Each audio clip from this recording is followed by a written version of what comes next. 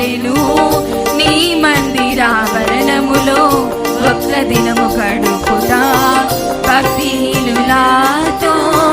నివసించుట కంటెను నీ మందిరావరణములో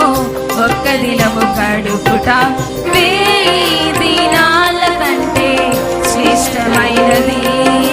1000 దినాల కంటే శ్రేష్టమైనది శాశ్వత కృపను నే తలంచగా శాశ్వత కృపను నే తలంచగా కాలకాలైతిని నీ సన్నిధిలో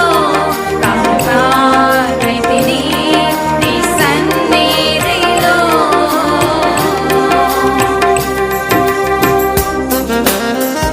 నూతనమైన ఈ జీవ మార్గమందున